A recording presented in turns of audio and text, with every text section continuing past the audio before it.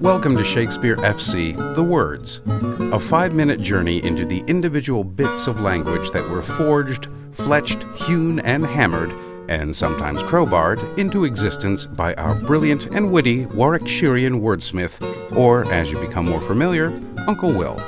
I'm your host, Kari Marshall. Today we travel into the realm of King John, perhaps one of Uncle Will's lesser-loved historical romps, in which royal egos clash, legitimacy seems a mere technicality, and political diplomacy is about as stable as a toilet paper house erected in a tempest. It is here that Uncle Will came to conjure the first usage of invulnerable.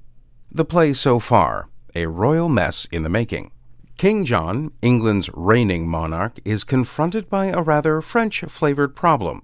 Philip of France insists that young Arthur, John's nephew, is actually the rightful king. John naturally dismisses this as nonsense, because why let a thing like hereditary succession get in the way of a perfectly good power grab? Enter Chatillon, France's exceptionally smug ambassador who says war shall be declared between the great countries if Arthur is refused the crown. John, unmoved, essentially tells him to bring it on. At the start of Act 2, we find King Philip of France and King John of England outside the walled city of Angers. The citizens are refusing entrance to both the armies of Philip and John until they decide which is the rightful king.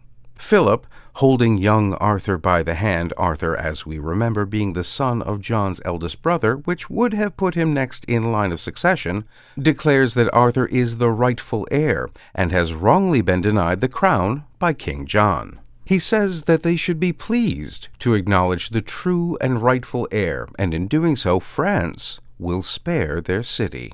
Be pleased, then, to pay that duty which you truly owe to him that owes it, namely, this young prince. And then our arms, like to a muzzled bear, save in aspect, hath all offence sealed up. Our cannon's malice vainly shall be spent against the invulnerable clouds of heaven. King Philip said, "Our cannon's malice vainly shall be spent against the invulnerable clouds of heaven." Philip is making a grandiose claim. If the citizens accept Arthur as their king, then war will be avoided and their weapons will be as useless as cannon fire aimed at the sky. The phrase highlights the futility of violence against something untouchable and completely immune to harm, concepts central to the etymology of the word. And speaking of which, the original word vulnerable comes from the Latin vulnerabilis, derived from vulnerare, to wound, which comes from vulnus, wound, ultimately describing something that is susceptible to harm or injury. William, however, looked at the word so exposed on the parchment and plucked out of the Latin ether the prefix in, meaning not, and slapped it in front, thus changing the meaning 180 degrees to invulnerable, incapable of being wounded or immune to harm. But hang on a minute, I hear you saying. If the prefix in means not or without, then how do you explain inflammable, clever clogs? Well, here's the fun bit, bossy boots. The two words don't share the same etymology. Inflammable's roots are derived from the Latin verb inflammare, meaning to inflame or to set on fire, and the prefix en means to cause, to be, or to put into. So inflammable, now being spelled with an in, is causing all your confusion. Happy? Good. I wouldn't want to leave you with any burning questions. Well, alas and alack, my friends, that is all we have time for.